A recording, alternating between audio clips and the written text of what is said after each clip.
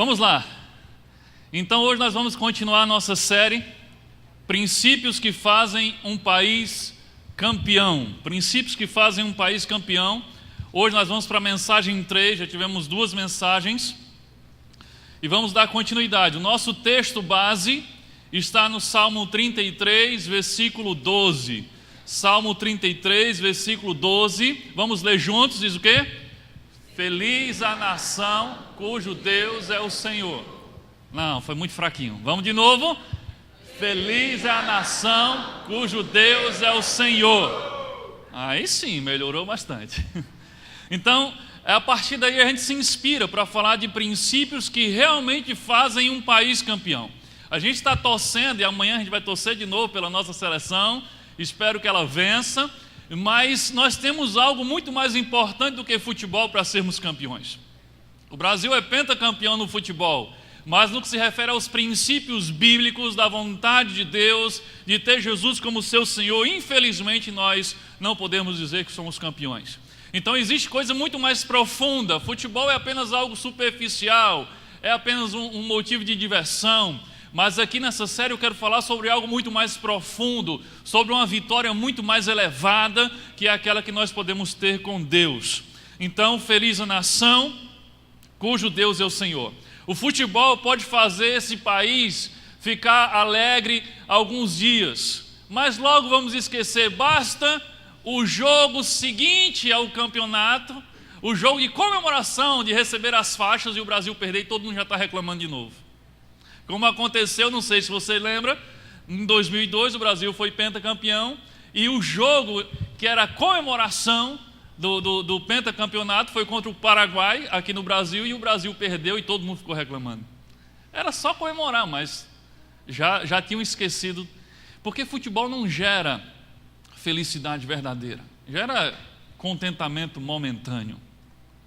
Mas Deus pode gerar a felicidade verdadeira que essa nação precisa. Então nós estamos falando sobre o princípio. O que é um princípio? Princípio é aquilo que é uma verdade no Antigo Testamento, no Novo Testamento, é hoje, é amanhã, é uma verdade na África, no Brasil, na Europa, em qualquer lugar, em qualquer tempo, em qualquer época, é atemporal. Isso é um princípio, é uma verdade em qualquer tempo. E o princípio de hoje é o princípio de caráter. E como é que fica esse princípio na mensagem de hoje a respeito da nação? Da seguinte forma: o princípio de hoje, antes da transformação de uma nação, Deus realiza a restauração do caráter dos seus cidadãos. Então o princípio de caráter aplicado no nosso tema fica assim: antes de Deus transformar uma nação em campeã, Deus ele transforma ou quer transformar o caráter dos cidadãos dessa nação. Não tem como Deus fazer de uma nação campeã nos seus princípios e ser feliz verdadeiramente se ela não tem um caráter, se os cidadãos dessa nação não têm um caráter transformado e restaurado pela palavra de Deus. Semana passada nós vimos o tema, o surgimento de uma nação campeã. E nós vimos quando o povo de Deus, ainda chamado de hebreus, estavam presos no Egito como escravos, debaixo da opressão de Faraó. E nós vimos como Deus tirou o povo da escravidão com a promessa de fazer deles uma nação campeã, uma nação conquistadora, que iria conquistar a terra prometida que Deus já havia decretado que seria do povo dele. E nós vimos que o princípio da semana passada foi: o diabo é mentiroso, você não pode acreditar nele nem aceitar as suas propostas. Ele foi mentiroso desde o princípio, foi mentiroso ontem, é mentiroso amanhã e sempre vai mentir e tentar nos enganar. Então nós vimos que através de Faraó, o diabo fez propostas enganosas para impedir o povo de sair da escravidão rumo ao projeto de Deus se tornar uma nação vencedora. E nós aprendemos como lidar com tudo isso. Ok, vimos isso semana passada. Se você não estava aqui semana passada, você vai no Face da igreja, no site tem um link do Face, e você pode assistir a mensagem do domingo passado. O povo sai do Egito, ok, abre-se o mar, o povo passa e agora vai andar no deserto. O povo estava pronto para ser uma nação vencedora? Não. Deus diz: não, vocês precisam fazer uma nova parada, vocês precisam parar aí. E aí Deus manda o povo parar em volta do Monte Sinai. Deus chama Moisés lá no monte e dá a ele o quê? As leis, os mandamentos, está lá em Êxodo 20. E agora Deus diz, antes de vocês estarem prontos para serem vencedores, uma nação vencedora, antes vocês precisam entender os meus princípios, antes vocês precisam entender os meus mandamentos, antes vocês precisam mudar a forma de agir, de pensar e de se relacionar, tanto comigo quanto uns com os outros. E aí Deus entrega através de Moisés os 10 mandamentos. E os mandamentos falam justamente disso, da maneira certa de agir em relação a Deus, os 5 primeiros mandamentos, e a forma certa de agir em relação aos outros, os 5 últimos mandamentos. Então Deus está dizendo, antes de vocês serem uma nação pronta para conquistar a terra prometida, antes de vocês serem uma nação pronta para serem vencedores, vocês precisam ter o caráter aprovado, vocês precisam ter os princípios que eu dou, vocês precisam praticar as minhas leis, a minha lei moral, e pensar como eu penso e agir como eu gostaria que vocês agissem. Trocando em miúdos, primeiro Israel precisava fazer de Deus o seu Senhor, para depois ser feliz como nação. Lembra do nosso texto que acabamos de ler? Feliz a nação cujo Deus é o Senhor. Naquele momento o Senhor ainda não era o Senhor de Israel, era o Senhor de Moisés. Mas Deus precisava que aquele povo fizesse dele o seu Senhor, para depois ele fazer a nação feliz. Então para um pouco, para ir em volta do Monte Sinai, não tem pressa. Eu preciso que vocês tenham um caráter diferente, uma forma de pensar diferente, uma forma de agir diferente. O princípio de caráter, ele permeia toda a Bíblia. Por toda a Bíblia nós vemos Deus trabalhando para imprimir as marcas do caráter dele no coração e na mente dos homens e mulheres, para que assim, com o novo caráter, com a marca do caráter dele, começassem a produzir um novo estilo de vida. Então, quando você é marcado com o caráter de Deus, quando o caráter de Deus é impresso em você, você começa a produzir um novo estilo de vida. E isso transforma a sua vida, transforma a sua família, transforma a sua cidade e transforma a sua nação. Então, o princípio de caráter, Deus transformava caráter lá no Antigo Testamento, Deus transformava caráter no Novo Testamento, e Deus continua transformando o caráter das pessoas hoje. Sobre caráter, olha só, a palavra caráter, o que significa a palavra caráter? A palavra caráter é uma marca, significa uma marca feita por meio de gravar, raspar ou imprimir. O significado da palavra caráter significa uma marca feita através de gravar, raspar ou imprimir. Não é algo superficial. Caráter é uma marca profunda, feita através de uma gravação, ou de uma raspagem, ou de uma impressão. Isso é caráter. O caráter de Cristo em nós é uma marca feita por pressões, por provações, por conflitos, por dificuldades, por desafios. No dia a dia você vai sofrendo as pressões, as provações, as perseguições, os obstáculos, e através de tudo isso, dessas pressões, Deus vai imprimindo em você, gravando em você o caráter dele. O caráter de Deus não é impresso em mim enquanto eu estou dormindo.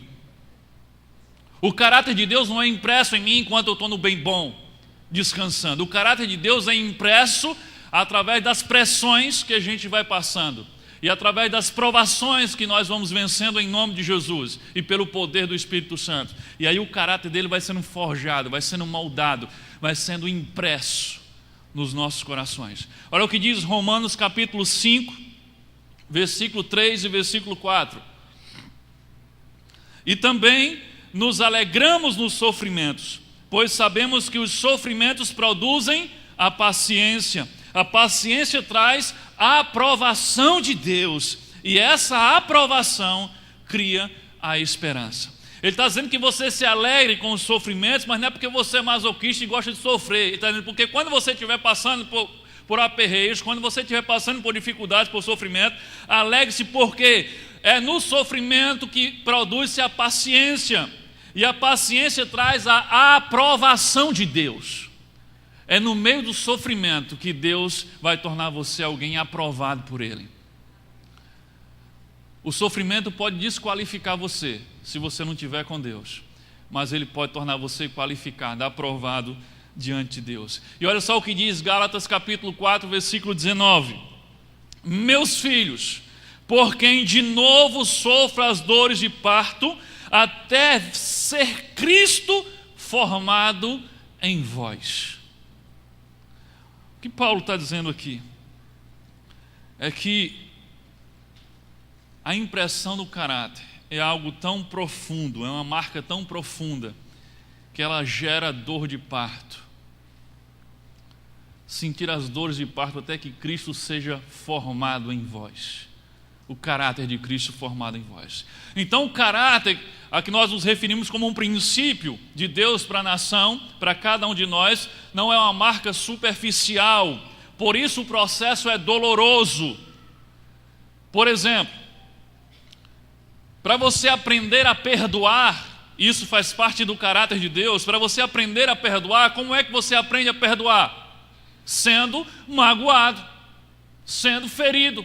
Percebe como para desenvolver o que Deus quer que você tenha, para desenvolver as características do caráter dele em você, isso produz sofrimento? Como é que Deus vai fazer você aprender a perdoar? Permitindo que você seja ferido.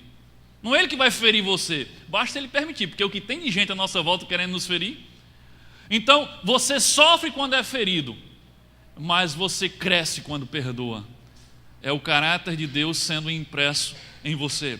Como é que você aprende a amar? Isso faz parte do caráter de Deus, porque Deus é amor. Você aprende a amar como? Se relacionando com gente difícil, com gente complicada, com gente problema.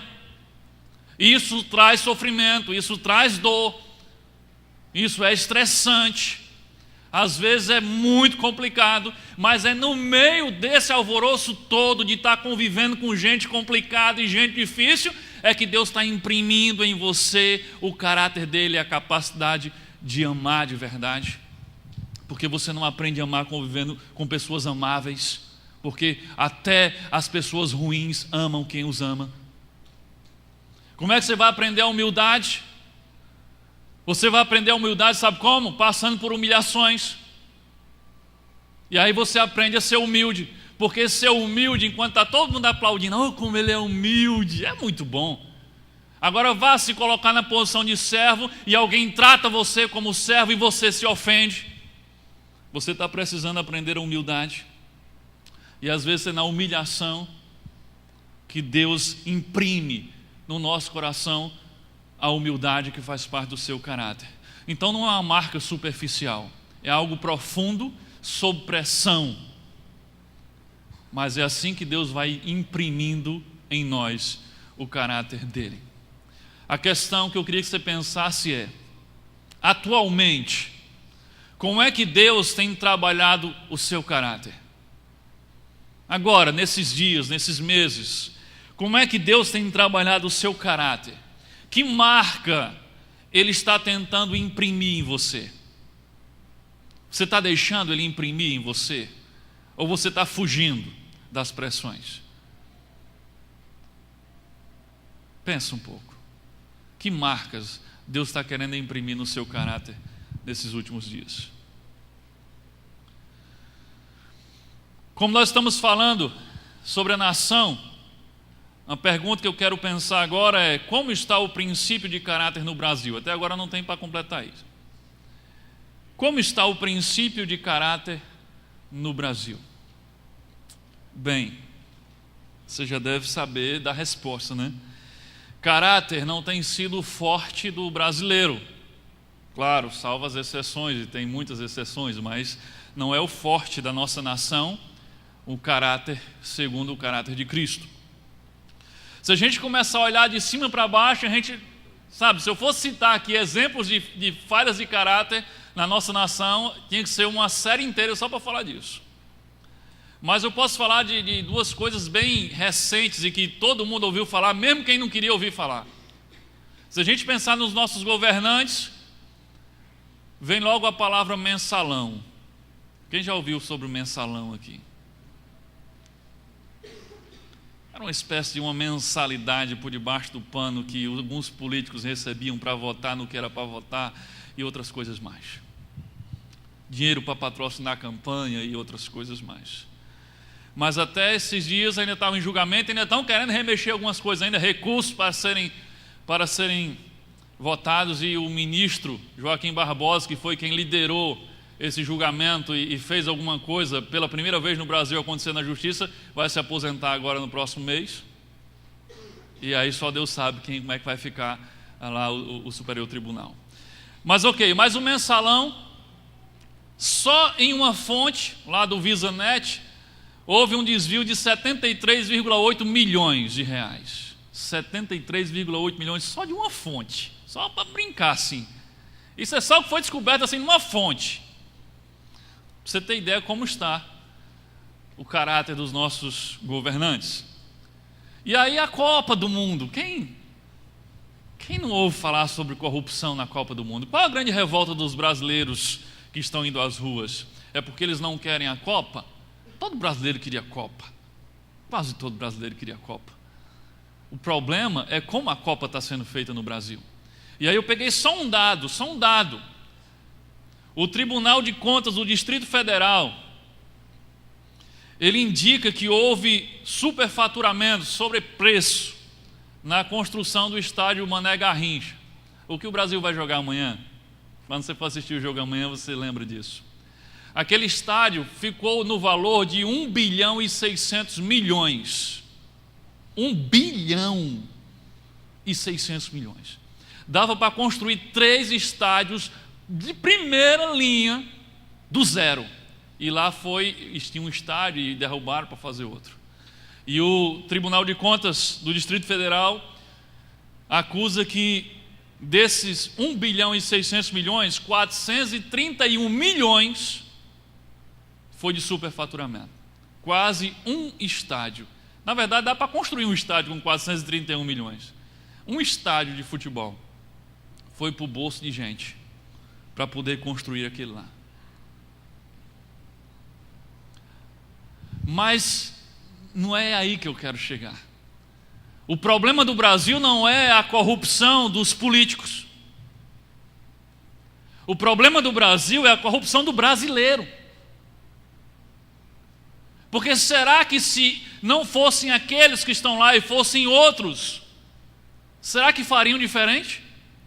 Porque entra governo e sai governo, troca-se ministro e entra outro e o negócio continua a mesma coisa. Será que o problema é a corrupção dos governantes? Não, o problema é a corrupção do brasileiro. O Brasil tem uma cultura de tirar vantagem e que foi apelidada de um jeito muito simpático, chamado de o jeitinho brasileiro. E o que é o jeitinho brasileiro? É tirar vantagem em tudo. A corrupção do brasileiro no dia a dia é o policial que pega a viatura dele e tira a gasolina da viatura para abastecer o carro particular dele. A corrupção do brasileiro é o frentista no posto de gasolina que está abastecendo um carro aqui e ele tira sem ninguém ver a bomba de um carro e bota no outro sem zerar e faz esse aqui pagar o que ele não está levando. A corrupção do brasileiro é o taxista que pega uma corrida com alguém que não conhece a cidade e aí ele faz um caminho bem longo, bem difícil, que é para demorar mais e a corrida fica mais cara. É o entregador de panfletos que chega na caixa de correio e bota 5 de uma vez só. Você já viu isso? Você chega no sinal, o cara entrega 3, 4 de uma vez só. Por que ele faz aquilo? Corrupção. Ele tinha que entregar um para cada pessoa. Quem fez aquele panfleto queria que fosse entregue. Se ele fez 5 mil, ele queria que fosse entregue para 5 mil pessoas. Mas eu tenho que acabar logo o serviço, eu tenho que criar uma vantagem. Então pega 3 aí, bota 5 aqui, bota um bocado na lata do lixo. O entregador de panfleto é o dono do restaurante que aproveita a comida, reaproveita a comida que ficou no prato do cliente. É o cidadão que comemora o troco a mais que recebeu no supermercado e ainda agradece, Senhor, obrigado pela bênção, quando é crente. É o funcionário público que se aproveita da estabilidade para faltar, para chegar atrasado, para fazer corpo mole e não fazer o serviço que tinha que fazer. É o prestador de serviço, o autônomo, que vai lá e pega 50% adiantado gasta o dinheiro e não entrega o produto que ele vendeu. Quem aqui já passou por isso? Bastante gente. É a pessoa que suborna o guarda de trânsito. É o guarda que recebe o suborno. E eu poderia passar muito tempo falando sobre isso, mas já deu para entender. Então o problema do Brasil não é a corrupção dos políticos, e sim a falta de caráter do povo brasileiro. Como é que essa nação vai ser campeã? Como é que essa nação vai ser uma nação feliz, se uma nação que não tem o caráter de Deus nela? E essa corrupção não é a corrupção dos que não são cristãos, não. Está todo mundo embolado na mesma situação.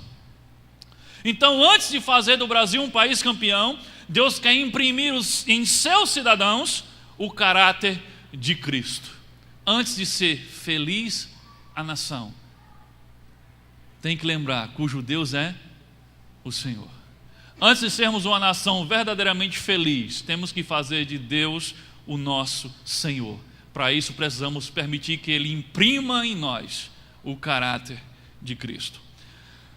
Então a pergunta que vamos responder, agora você pode pegar seu esboço, isso foi só a introdução.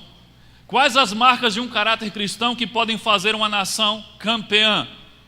Complete aí no seu esboço. Primeiro, o caráter cristão não vê a mentira como algo aceitável. Complete. O caráter cristão não vê a mentira como algo aceitável.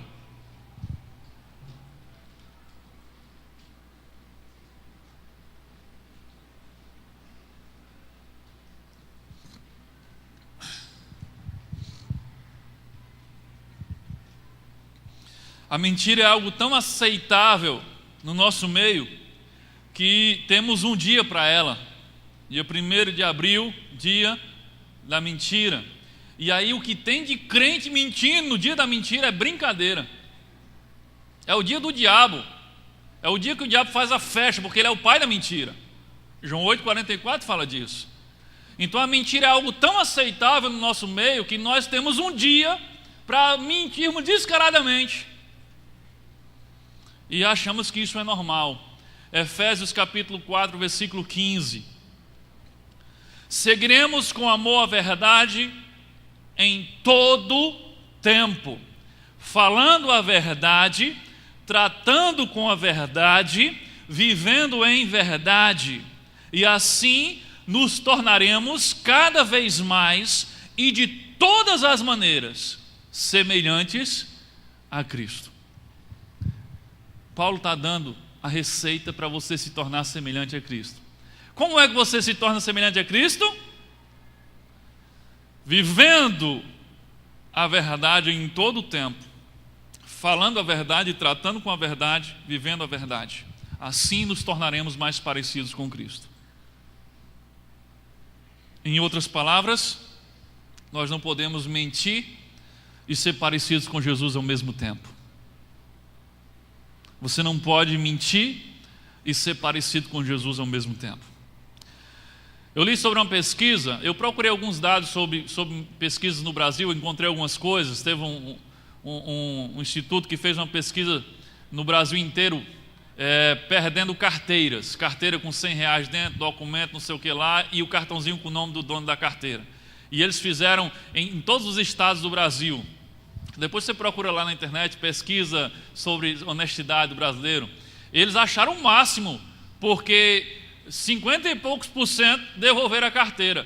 Quase a metade das pessoas que pegaram a carteira ficaram com a carteira. Eles acharam que o brasileiro é honesto.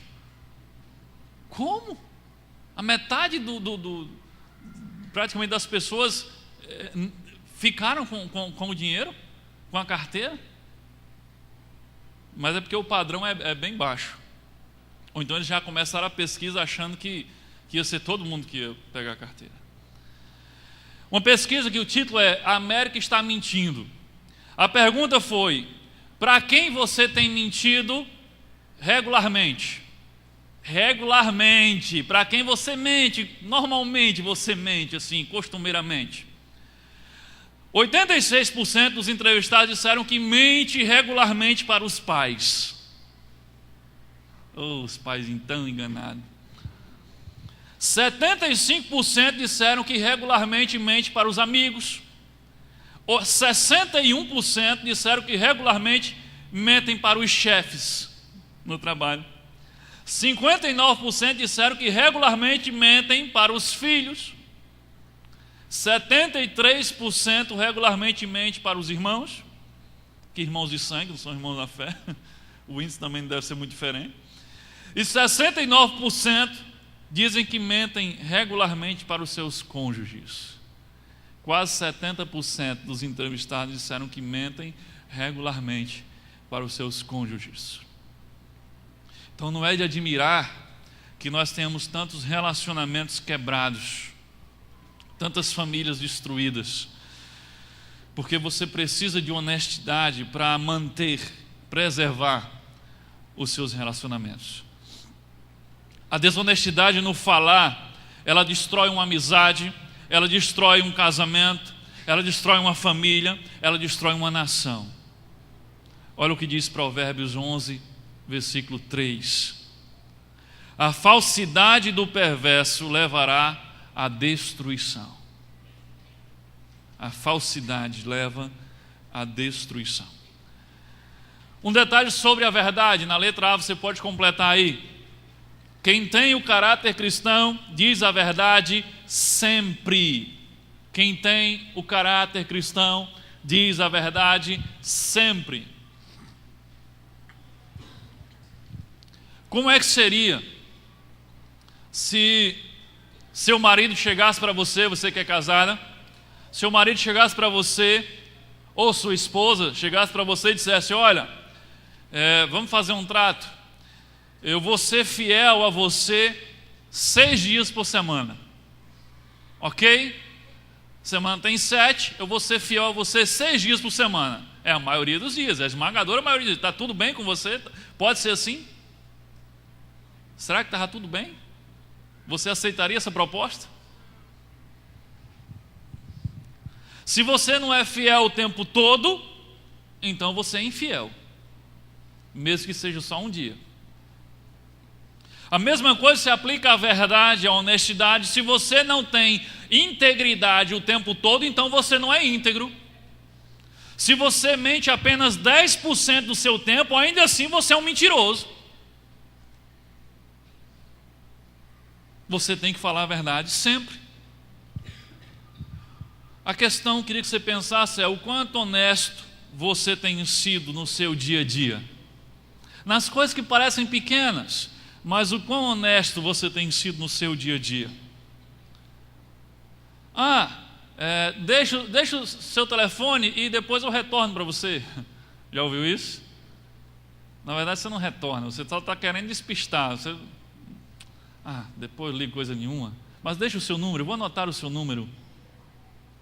Anote o número do protocolo, pode dizer 16, 18, e você está anotando qual número? Você está, Aí teve um atendente que perguntou para a pessoa: você poderia dizer agora para eu conferir? E a pessoa desligou o telefone com vergonha. Não estava anotando. Diga logo: eu não quero anotar não. Não estou com paciente, diga: eu não quero anotar não. Se alguém ligar, diga que eu não estou. E aí teve uma outra vez que eu falei sobre esse assunto aqui, e eu citei um exemplo, eu lembrei, não posso deixar de falar, porque isso acontece demais entre os cristãos. Rapaz, cadê fulano que não chega? Fulano, cadê você, rapaz? Tô chegando. Ele está indo tomar banho em casa. Ou ainda está em casa. Tô chegando. Que está chegando, rapaz? Tô chegando, eu quero vir na esquina. Já estou vendo o lugar. Ou então, já estou saindo. Ele ainda vai jantar. Isso é mentira. Você cria uma expectativa mentirosa no outro. Você está onde? Eu já estou aqui em Natal. Ele está aqui no viaduto de Parnamirim. Seja preciso para você não mentir.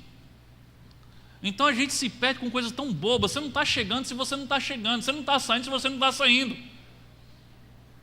Então, quando você estou saindo, então você crê. É crente, então ele está saindo mesmo. Infelizmente não é bem assim. Sem falar os que dizem: estou doente.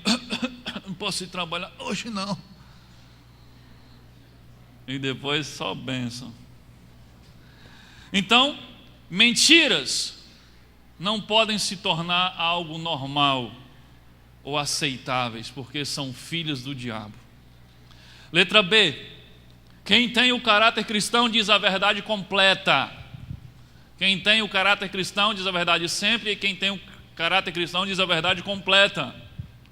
Dizer meia verdade é a mesma coisa que mentir. Se foi meia verdade, então a outra metade é mentira. Então meia verdade e meia mentira, você é um mentiroso. Há duas formas de mentir. Uma forma é deliberadamente você dizer algo que não é verdade. Mas tem outra forma de mentir. É você dizer alguma coisa sem ser muito claro, tentando falsear uma situação para que o outro entenda algo que não é verdade. Mas eu não disse nada, ele que entendeu. Você está vendendo o carro, aí a pessoa, rapaz, o motor desse carro está bom. Aí você diz, rapaz, eu fiz esse motor, está com 2 meses. O que foi que o camarada perguntou a você? Se o motor estava bom. Você de fato fez, mas a verdade seria, eu fiz esse motor, está com 2 meses, mas o serviço ficou uma porcaria. Mas você disse o quê? Rapaz, eu fiz esse motor há 2 meses. O que é que o cara entendeu? O que é que você deixou ele entender? Não, se ele fez o motor há 2 meses, o motor está bom. Aí o cara leva o carro, não presta. Ah, mas eu não falei para você que o motor não estava bom, eu falei que tinha feito o motor. É outra forma de mentir. É você esconde a verdade. Você fala de um jeito para que o outro entenda a verdade. O cara foi vender um cavalo para o outro, aí chegou olhando o cavalo, rapaz, esse cavalo está bom mesmo? Está doente? Não. Tá não. Rapaz, esse cavalo não tem defeito nenhum. Aí diz, rapaz, o defeito do cavalo está nas vistas. Aí o cavalo olha, realmente tem defeito não. Ele leva o cavalo, era cego. Ele diz uma coisa, mas querendo que o outro entenda a outra. Isso é mentir. É esconder a verdade. Provérbios 10:10, olha o que diz Provérbios 10:10. Quem esconde a verdade causa problemas. Quem esconde a verdade causa problemas. Como é que você se sente quando alguém do seu ciclo de relacionamento, quando você descobre que alguém do seu ciclo de relacionamento está escondendo a verdade de você? Como é que você se sente? Normalmente você fica magoado, ressentido, começa a ficar desconfiado, tem dúvidas sobre a pessoa, porque escondeu a verdade de você. A verdade é que alguns de nós estamos escondendo a verdade dos nossos relacionamentos. Alguns estão escondendo a verdade nos seus casamentos, outros estão escondendo a verdade nas suas amizades, outros estão escondendo a verdade no relacionamento com os seus chefes, outros têm escondido a verdade no relacionamento com seus filhos, com seus pais, têm escondido a verdade no seu relacionamento com os seus líderes. Teoricamente, todos nós concordamos que a melhor coisa é ser honesto, mas na prática, a gente sempre tem uma desculpa para esconder a verdade ou parte da verdade. Ah, mas se eu falar a verdade para os meus pais, eles vão me expulsar de casa. Ah, então é melhor eu não falar. Ah, se eu falar a verdade para o meu chefe, ele vai me demitir. Então é melhor não falar. Se eu falar a verdade para o meu marido, ele vai explodir comigo. Então é melhor. Se eu falar a verdade para minha esposa, ela vai querer o divórcio. Se eu disser a verdade para o meu pastor, eu vou ficar queimado com ele. O que é que o pastor vai pensar de mim? Então é melhor eu fingir que não. Para sermos confiáveis, nós devemos dizer a verdade toda e sempre, e não ficar com rodeios ou meias verdades. Nós precisamos ser honestos e abertos e transparentes com as pessoas. Agora entenda, ser honesto e verdadeiro não significa ser bruto, estúpido. Não use a verdade como um porrete. Use a verdade em amor. Mas use a verdade sempre e toda a verdade. Verdade nada mais do que a verdade. Segundo traço do caráter cristão, anote aí no seu esboço. O caráter cristão não age com arrogância ou soberba. O caráter cristão não age com arrogância ou soberba. Quem tem o caráter cristão tem uma postura de humildade. Provérbios capítulo 6, versículo 16 e 17. 6 coisas o Senhor aborrece, e a 7ª a sua alma abomina: olhos altivos. Olhos altivos, no popular, é nariz empinado. Olhos altivos é gente prepotente, arrogante. Tiago capítulo 4, versículo 6. Deus resiste aos soberbos, mas dá graça aos humildes.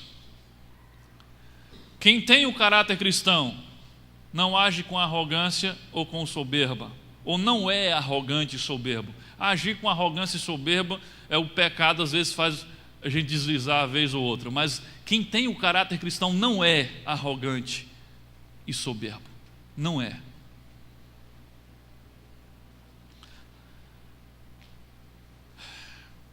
Como é que eu diria isso? Olha só, tem pessoas, a gente vê isso o tempo todo acontecendo no corpo de Cristo, é aqui, em qualquer lugar onde tem corpo de Cristo. Pessoas que chegam, às vezes quebradas, estavam perdidas lá, ovelha perdida, toda arranhada, e aí conhecem a verdade de Deus, tornam-se discípulos de Jesus, entram numa lua de mel espiritual e começam a ter um relacionamento com Deus que traz vida, traz alegria, e aquela pessoa entra numa condição espiritual de deixar todo mundo de queixo caído. Ama Deus, ama a igreja, ama o pequeno grupo, ama todo mundo, é uma festa. Mas daqui a pouco essa pessoa começa a crescer, segundo ela, no conhecimento de Deus. E aí daqui a pouco ela vai ficando arrogante. Daqui a pouco as mensagens já não prestam mais, porque aquela palavra não era bem assim, eu acho que o pastor era para ter dito assim. Começa a ficar prepotente, se achando acima. Nós de PG, preciso disso. Daqui a pouco não preciso da igreja, não preciso do PG, não preciso de ninguém. Começa a se achar acima de todos, porque está crescendo em conhecimento. E aí eu fico pensando, eu sempre digo isso aqui, se você está aqui há mais tempo, você sabe que eu sempre digo isso. Se você afirma que está crescendo em conhecimento, mas esse conhecimento tem gerado em você arrogância e prepotência, que faz você desprezar os outros, faz você desprezar o seu pequeno grupo, faz você desprezar o seu líder, faz você desprezar a igreja, desprezar o próximo. Você pode estar crescendo em qualquer coisa, menos no conhecimento de Deus. Porque invariavelmente, inevitavelmente, quem cresce no conhecimento, não é conhecer sobre Deus, conhecimento de Deus, conhecendo a Deus, vivendo intimidade com Deus, quem cresce na intimidade com Deus, invariavelmente, cresce em amor, cresce em humildade, cresce em paciência, cresce em serviço, cresce em respeito. Não vem me dizer que você está crescendo em conhecimento e ficando arrogante aí, conhecimento de outra coisa, menos de Deus. Se você está crescendo no caráter cristão, humildade tem que ser algo que tem que ser crescente em você. Se tem aparecido sinais de soberba e de arrogância em você, não é em Deus que você está crescendo. E humildade não é desvalorizar você, já falei disso também outras vezes. Humildade não é você pensar que você não vale nada e só os outros valem alguma coisa. Humildade, você tem certeza do seu valor, mas você também valoriza os outros. Humildade é você aprender a reconhecer o valor dos outros. Quando você reconhecer o real valor dos outros, então você vai parar de se achar melhor do que eles, ou se achar superior a eles. Quem tem caráter cristão, naturalmente desenvolve humildade. Humildade não tem nada a ver com insegurança. Tem gente que confunde alguém que tem insegurança nos seus argumentos, ou alguém que tem segurança no conhecimento de alguma coisa, e é muito prepotente. Prepotente é você se achar superior aos outros. Humildade não é ausência de segurança. Arrogância é você se achar superior aos outros. Agora, o orgulho e a arrogância, elas geram um outro tipo de pecado, muito nocivo. O orgulho e a arrogância, ele gera rebeldia e insubmissão. Orgulho e arrogância geram rebeldia e insubmissão. Como foi que a história toda começou com Lúcifer? Rebeldia, arrogância. Eu vou ser como Deus, ser liderado por Deus, coisa nenhuma. Eu vou ter o meu próprio céu. Tudo começa com rebeldia, lá em Lúcifer. Aí vem lá em Gênesis, qual o pecado que a serpente sugere a Adão e Eva? Rebeldia. Desobedeça. Vocês podem ser iguais a ele, você vai ser igual a Deus, vai morrer coisa nenhuma. Arrogância, prepotência que gera rebeldia e insubmissão. Arrogância diz, eu vou ser igual a Deus. E aí vem a rebeldia, eu não vou obedecer a ele. Eu estou para conhecer alguém orgulhoso, prepotente ou arrogante que seja submisso a algum tipo de autoridade. Você conhece algum arrogante que é submisso a algum tipo de autoridade? Algum prepotente que é submisso a algum tipo de autoridade? Quando eu falo submisso, eu não falo ser escravo de autoridade. Respeitar, obedecer naquilo que não fere a palavra de Deus. Olha o que diz a palavra de Deus em 2 Pedro 2,10. Olha o que diz aqui em 2 Pedro 2,10. Especialmente aqueles que, seguindo a carne, andam em imundas paixões e menosprezam qualquer governo.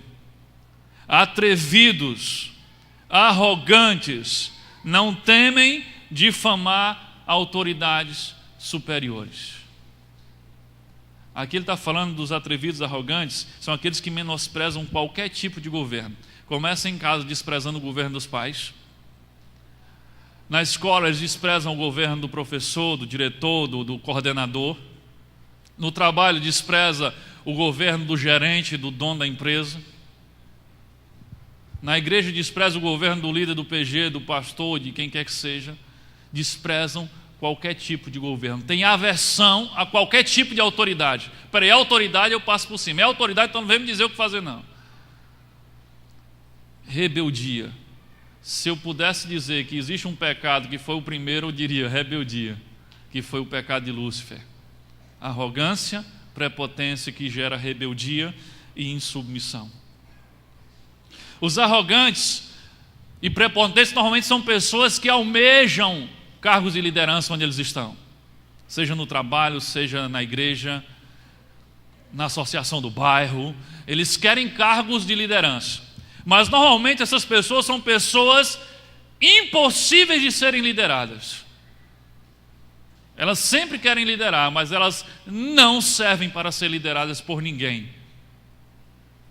Os arrogantes, eles acham sempre que alguém para ter autoridade, meu problema não é com a autoridade, é com aquela autoridade.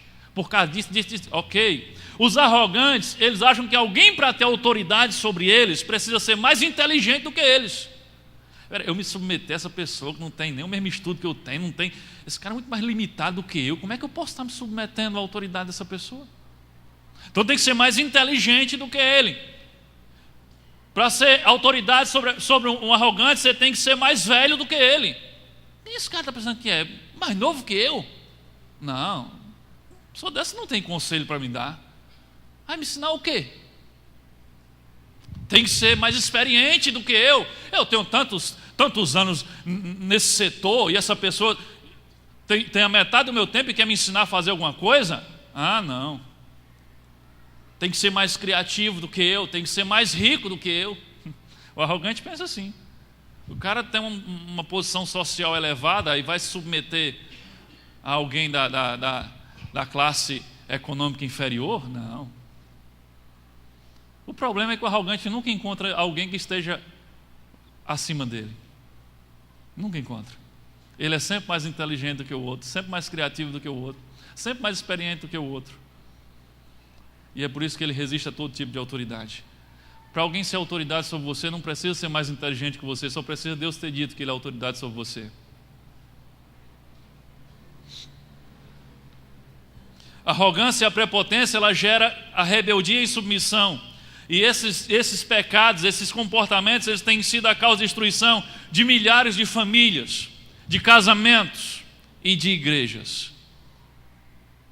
Quantas famílias têm sido destruídas por causa da rebeldia e insubmissão dos filhos, da esposa, do marido para com Deus? Quantas igrejas têm sido destruídas, têm se rachado, têm se dividido, por causa de quê? Por que você acha que tem tanta denominação de igreja evangélica no nosso país? Porque alguém não quis submeter a uma liderança, porque discordou de alguma coisa. Não, eu vou montar minha própria igreja, porque lá vai ser o canto certo, porque ele é o cara. Aí ele abre uma igreja na garagem da casa dele. É por isso que tem tanta denominação, porque tem tanta insubmissão no meio do povo. Então eu não quero me submeter, eu discordei da cor que ia pintar a igreja, vou montar uma para fazer amarelo, que eu não quero verde.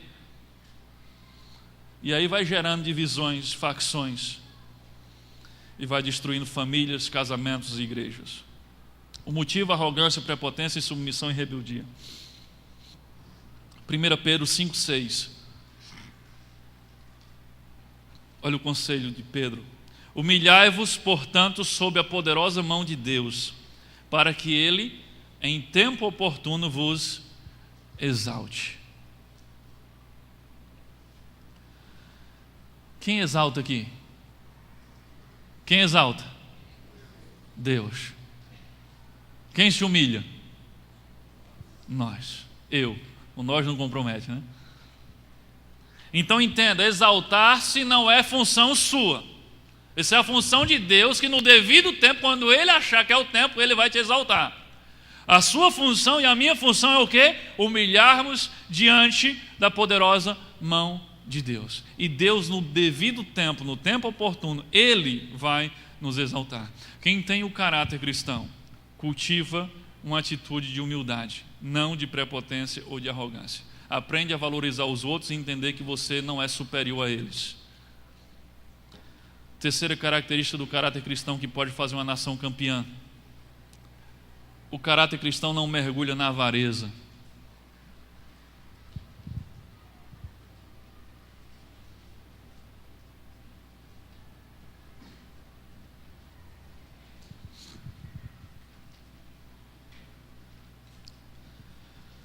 O caráter cristão não mergulha na avareza. O que é que significa avarento? Olha aí no próximo slide. No original grego, a palavra é afilagros, que significa amante do dinheiro. Avarento não é quem tem muito dinheiro. Avarento é quem tem o coração no dinheiro. Você pode ser avarento e não ter R$1 no bolso, mas o seu coração só pensa em dinheiro. Então, avarento não é quanto você tem, mas onde está o seu coração. É quem tem o coração no dinheiro, quem ama o dinheiro.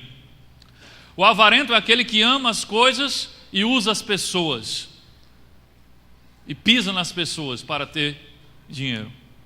Para o avarento, o que vale é o que você tem e não quem você é.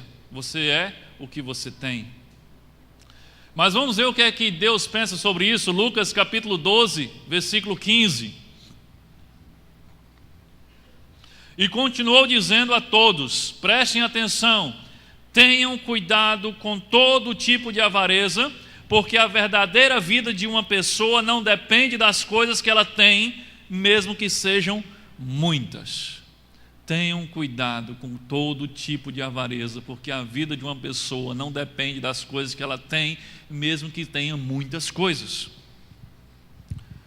Para você ter uma noção do que a avareza pode fazer com a sua vida, eu vou compartilhar com você um fato histórico. No ano de 1923, um dia desse, foi? 1923, em um hotel luxuoso na cidade de Chicago, nos Estados Unidos, houve uma reunião onde estavam 8 dos homens mais poderosos daquela época. Eram eles: o primeiro era o presidente da maior companhia independente de aço. E olha que na época da revolução aí, da construção, o aço era a bola da vez. O presidente da maior companhia de gás, o maior especulador do comércio de trigo. O quarto era o presidente da Bolsa de Valores de Nova York.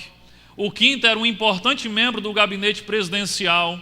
O sexto era o maior investidor de Wall Street.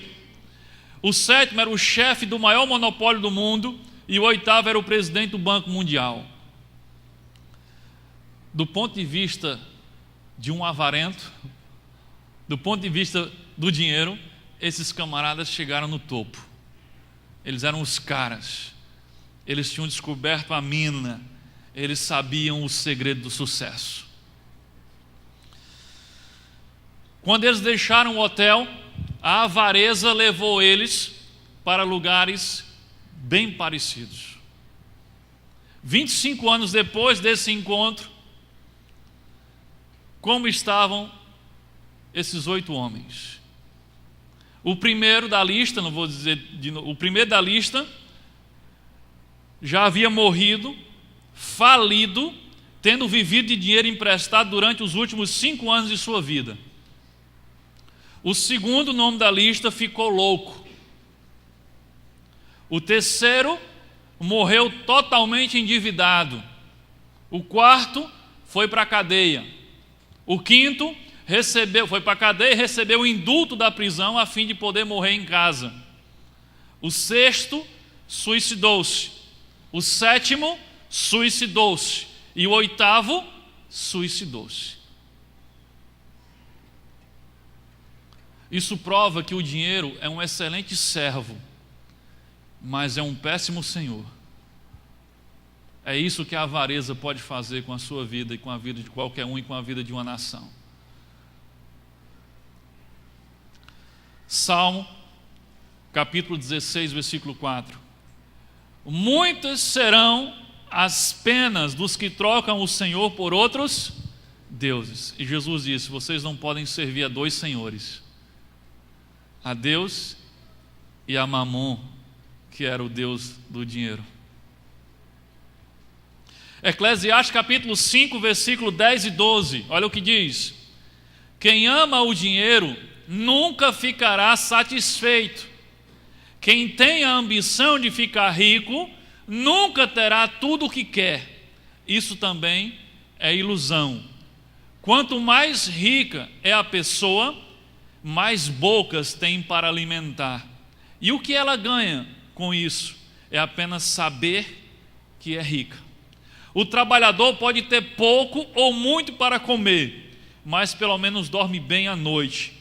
Porém, o rico se preocupa tanto com as coisas que possui, que nem consegue dormir. Que verdade! Quem ama o dinheiro nunca ficará satisfeito. Ah, se eu tivesse 1 milhão, então, se tivesse 1 milhão, você estava querendo 10. Nunca. Quem ama o dinheiro nunca fica satisfeito. 1 Timóteo 6:10. Pois o amor ao dinheiro é a fonte de todos os tipos de males. E algumas pessoas, por quererem tanto ter dinheiro, se desviam da fé e enchem sua vida de sofrimento. Quantas pessoas você já conheceu que estavam caminhando na fé, que era uma beleza, estavam crescendo na intimidade com Deus, já estavam sendo instrumento de Deus para salvar a vida de outras pessoas, a família estava começando a ser restaurada, mas aí começou a querer trabalhar demais e ganhar dinheiro demais, e não tinha mais tempo para ter tempo com Deus, não tinha mais tempo para ir ao pequeno grupo, não tinha mais tempo para ter comunhão com os irmãos, não tinha mais tempo para ler a Bíblia, daqui a pouco se desviou e bagunçou com tudo. É o que acabou de dizer. E quantos, querendo ter dinheiro, se desviaram da fé e encheram sua vida de sofrimento.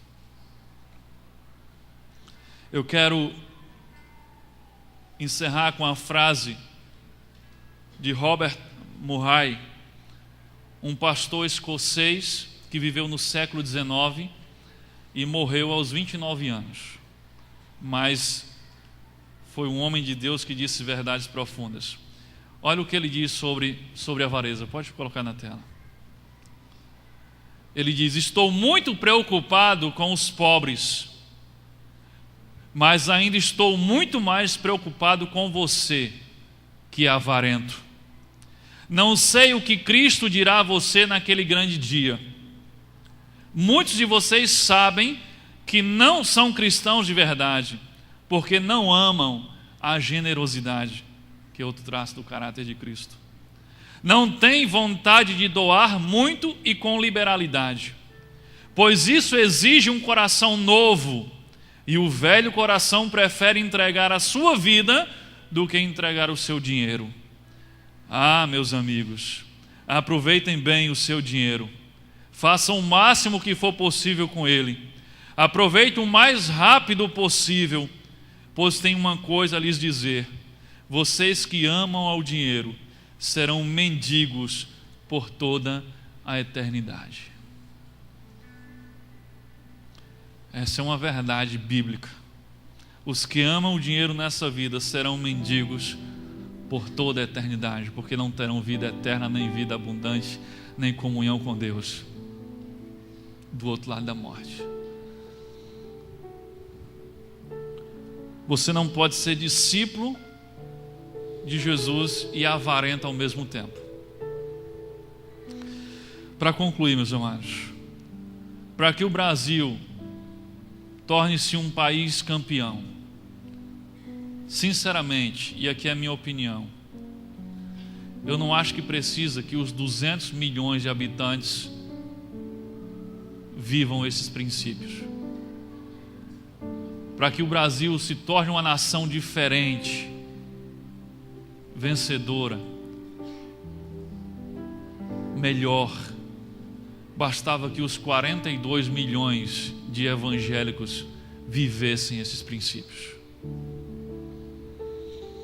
Já deve estar mais de 42, isso foi a última pesquisa, 2013, 42,3 milhões de evangélicos no Brasil.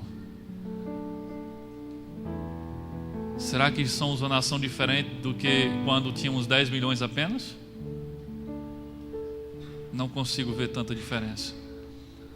Se nós vivêssemos, a começar em nós, não vamos ter a ilusão de esperar que aqueles que não conhecem a Cristo vivam os princípios do caráter de Cristo. Nós que o conhecemos negligenciamos. Se nós vivermos esses princípios, a nossa nação será um lugar muito, mas muito diferente. Amém? Que Deus nos abençoe. Fique em oração.